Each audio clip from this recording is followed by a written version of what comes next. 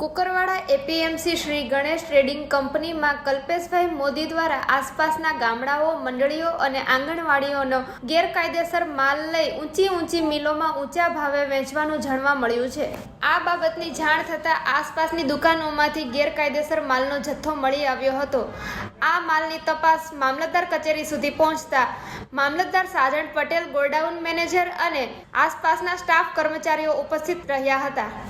તપાસ દરમિયાન ગેરકાયદેસર ઘઉં, ચોખા અને ચણાનો માલ મળી આવ્યો હતો. તે માલને સીઝ કરી સેમ્પલને સીલ પેક કરી તપાસ અર્થે મોકલવામાં આવ્યા હતા.